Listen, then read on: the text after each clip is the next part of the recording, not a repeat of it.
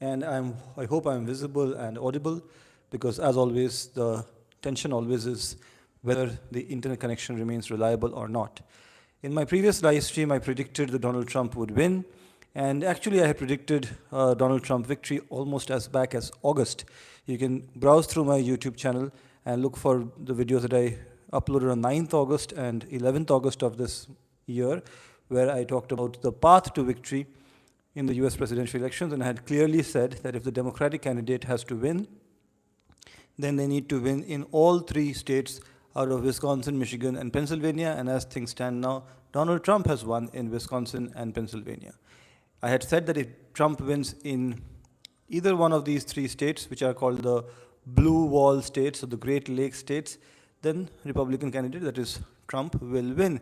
I had said that on 11th August, in a 3-minute video, and I'll urge you to check that again. And sure as hell, Trump has won.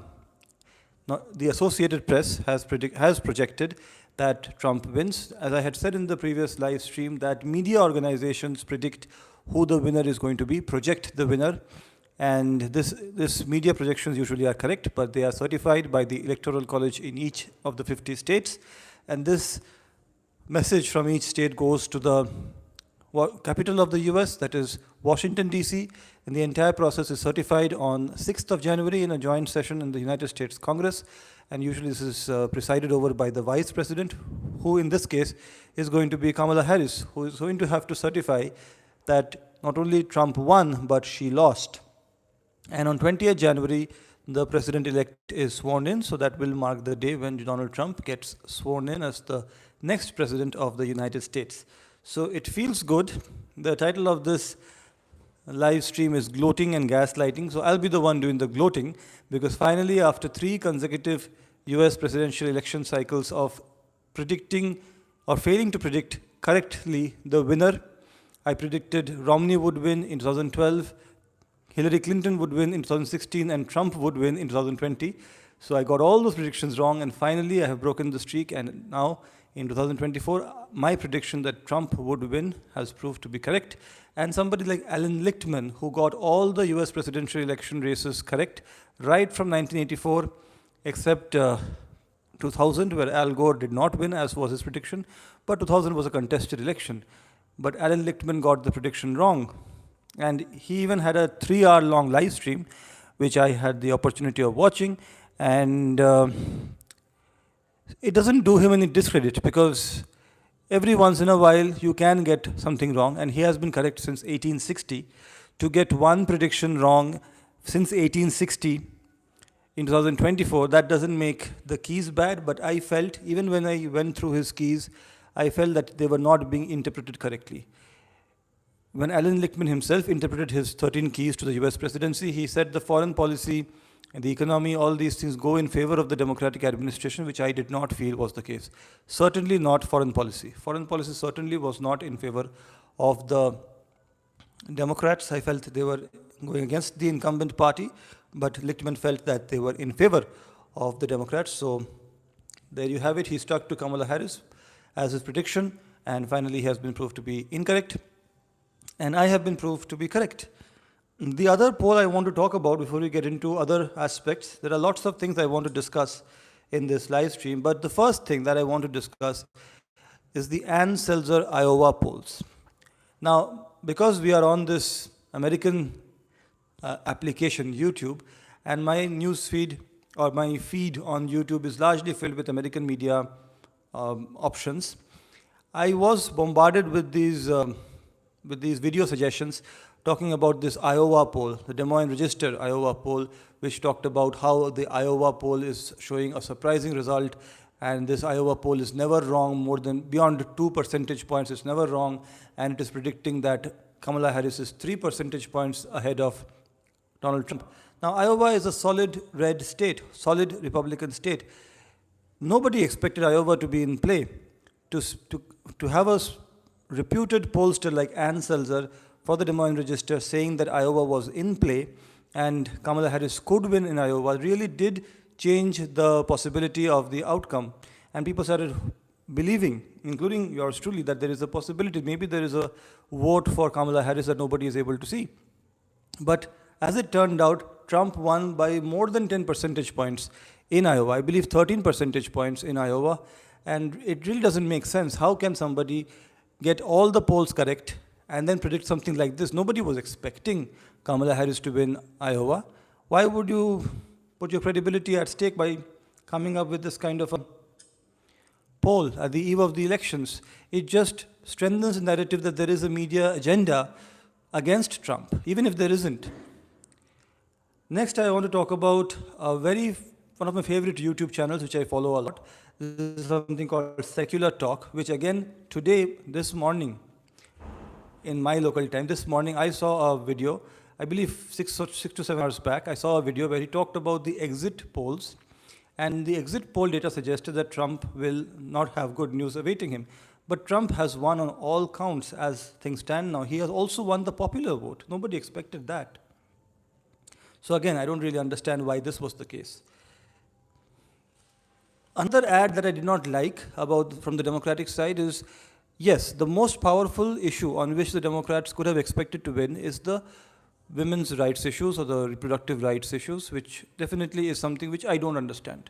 I don't understand why that is an issue in America, but probably because of religious reasons, because of conservative values, it is an issue. But it is an issue which has a clear Democrat-Republican divide. If you are of a certain view, you support the Republicans. If you're of the opposite view, you support the Democrats. And the Democrats believed that since it affects all women, so all women could be potentially approached to vote for the Democrats. However, that did not happen. But why would you put out an ad which effectively says, lie to your husband and vote for the Democratic candidate, as if all men always vote for Republicans and all women should always vote for Democrats? Why are you alienating the men? Do you not want the men to vote for you? It did not make sense to me. And as the Republicans are, they are quite capable of understanding how to counter a certain kind of a campaign. So they said that, why are you encouraging wives to lie to their husbands? What's next? Will you ask them to cheat on their husbands also? So that was a beautiful counter, in my opinion. Then there was, in the recent last week or so, there was a lot of coverage by the media about the insult to Puerto Ricans. And this was an insult by a certain comedian who defended himself by saying it was a roast, I was roasting everyone. And that had so much attention. And people thought that all Puerto Ricans are offended and Puerto Ricans are going to vote for Democratic candidate. That did not happen. And finally, the line that Trump is a Nazi. Now, this is something which we have known for a very long time. If you are getting into a political argument and you start calling your opponent a Nazi or Hitler, you've already lost the argument. That is the argument of when you have no other recourse. When you don't have a positive agenda, when you don't have any good thing to say about yourself, about your vision, about your policies, you just have one line of attack that my opponent is Hitler. That's not good. And this is a guy who has had 2 assassination attempts. If you start calling him Hitler repeatedly just on the eve of the elections, then are you not encouraging violence? So that was quite I believe that was a losing strategy. Because not only are you calling your political opponent Hitler, you're also calling his supporters Nazis, because Nazi was not one person in Germany, it was an entire party organization. But what I really feel, apart from the popular support that Trump had, especially after the assassination attempts on Trump, I really feel that a big reason why he was able to win is the argument was, if Trump wins, then he becomes a threat to democracy. This was the Democratic side's argument. But what did the Democrats do regarding democracy within their own party? They continued to support Joe Biden. They did not allow a proper primary. Robert F. Kennedy Jr., who ultimately supported Trump, initially wanted to run as a Democrat in the primary in the Democratic Party. They did not allow that. They did not allow a proper primary. The Democratic Party establishment did not allow a proper primary because they did not want to expose Joe Biden to a primary process. They wanted to protect Joe Biden. When Joe Biden ultimately was exposed to a debate, everybody realized that Joe Biden does not have what it takes to win, including the Democratic Party establishment. But it was too late to have a primary. They could still have had a contested convention. Instead of Joe Biden, they chose Kamala Harris, who throughout the presidency of Joe Biden remained less popular than even Joe Biden.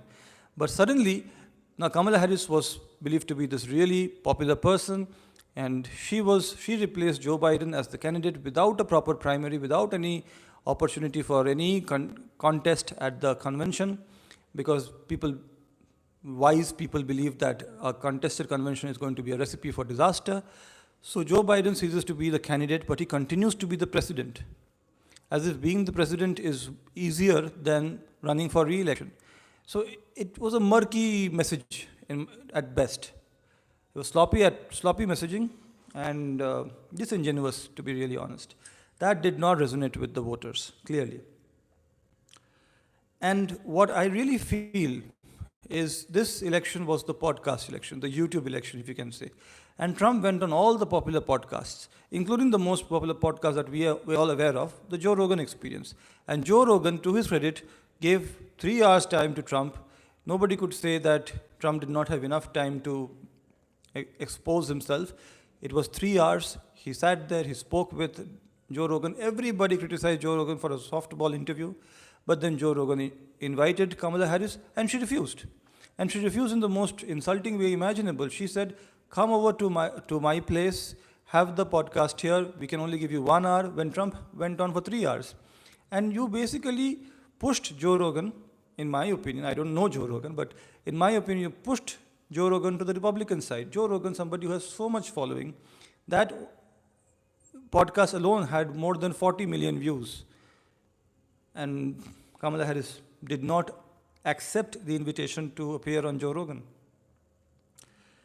And for those who believe that this is just a rerun of the 2016 elections, I have 2 bits of information to share with you.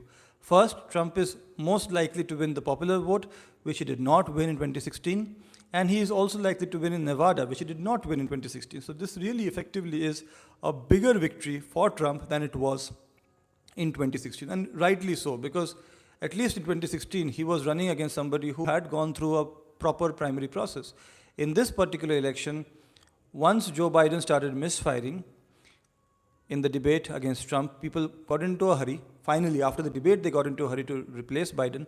But with the assassination attempt on Trump, when Trump became so popular, understandably so, nobody was ready to replace Joe Biden. So they replaced him with Kamala Harris, and everybody almost did lip service in supporting her. No, everybody knew that Kamala Harris would not win. It could be seen in the way she was interacting with media, how people were supporting her. It just did not seem likely that she would win. But I was still under the impression that if she could retain Wisconsin, Michigan, and Pennsylvania, then she would be the next president. But she has lost in 2 out of these 3 states, and most likely she'll lose in Michigan also. So Trump not only was able to win the popular vote, or is most likely going to win the popular vote, he is also going to win in Nevada. Nevada is a state which the Democrats have not lost, I believe, since George W. Bush, which was in 2004. So that's remarkable. So there are a few things that one needs to look out for, or some things which I will be looking forward to. First is the gaslighting by the media should end. Gaslighting is a term which comes from a British play where the male protagonist dims the gaslight, and slowly starts convincing his spouse that she is going insane. Gaslighting is a psychological manipulation technique where the victim starts questioning their own sanity. They start believing in bizarre things. I don't want the media to start gaslighting the public and to make them believe that they made a huge mistake by voting for Trump. That should not be the case. That is what they tried to do during the first Trump administration between 2016 and 2020. I don't want that to be the case. The second thing I want to see is what are the actions by Trump. The 3 main promises that I want to see, does he deliver on them or not? The first is what happens to the Ukraine-Russia conflict. I believe the promise was that as soon as he becomes the president-elect, he will be able to stop the conflict between Ukraine and Russia. We'll see what happens there. We'll also be looking at what the conflict involving Israel and their neighboring countries. I want to see what happens there. And I want to see what happens to the promise of deporting the illegal immigrants from America. That also is something I'm very interested in. But the most important thing I want to see is Trump a dictator or not? If the media narrative was to be believed from one side, Trump is going to be a dictator. Let's find out whether he actually becomes a dictator or not. So it feels good to have got the prediction right, but it's just a distraction from our mundane lives. Thank you for checking this video out. Take care. Bye-bye. I'll see you in the next one.